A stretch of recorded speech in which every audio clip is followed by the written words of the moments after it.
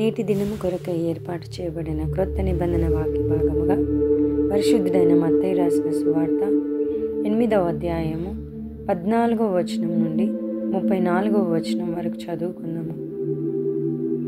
తరువాత యేసు పేతురింటిలో ప్రవేశించి జ్వరముతో పడి ఉన్న అతను చూచి ఆమె చెయ్యి ముట్టగా జ్వరం ఆమెను విడిచెను. అంతటా ఆమె లేచి ఆయనకు ఉపచారం చేయసాగెను.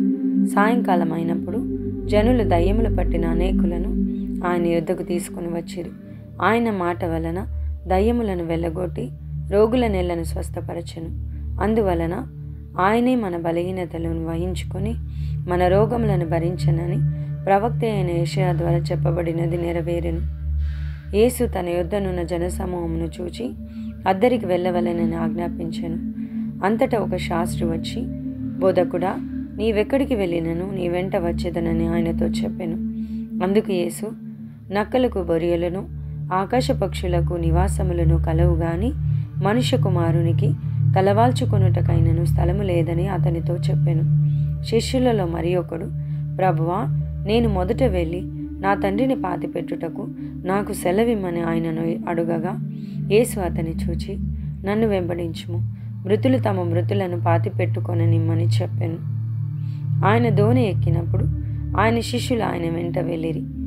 అంతటా సముద్రం మీద తుఫాను లేచినందున ఆ దోణి అలల చేత కప్పబడెను. అప్పుడు ఆయన నిద్రించుచుండగా వారు ఆయన యొద్దకు వచ్చి, ప్రభువా, నశించిపోవచ్చున్నాము, మమ్మను రక్షించమని చెప్పి ఆయనను లేపిరి. అందుకు ఆయన, అల్ప విశ్వాసులారా, ఎందుకు భయపడుచున్నారని వారితో చెప్పి లేచి గాలిని సముద్రంను గద్దింపగా మిక్కిలి నిమ్మలమాయెను.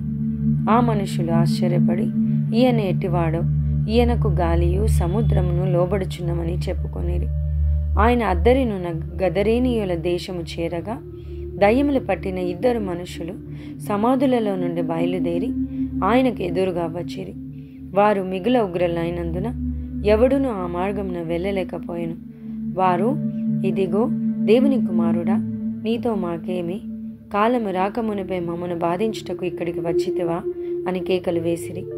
వారికి దూరమున గొప్ప పందుల మంద మేయిచుండగా ఆ దయ్యములు, నీవు మమ్మను వెళ్ళగొట్టిన ఎడల ఆ పందుల మందలోనికి పోనిమ్మని ఆయనను వేడుకొనెను. ఆయన వాటిని పొమ్మనగా అవి ఆ మనుషులను వదిలిపెట్టి ఆ పందులలోనికి పోయెను. ఇదిగో, ఆ మందంతయు ప్రపాతము నుండి సముద్రంలోనికి వడిగా పరిగెత్తుకొని పోయి నీళ్లలో పడి చచ్చెను. వాటిని మేపుచున్న వారు పారిపోయి పట్టణంలోనికి వెళ్ళి జరిగిన కార్యములన్నీ దయ్యములు పట్టిన వారి సంగతియు తెలిపిరి. ఇదిగో, ఆ పట్టణస్థులందరూ యేసుని ఎదుర్కొన వచ్చి ఆయనను చూచి తమ ప్రాంతములను విడిచిపోమ్మని ఆయనను వేడుకొనిరి. ఈ పరిశుద్ధ వాక్యము దేవుడు దీవించి ఆశీర్వదించునుగాక. ఆమెన్.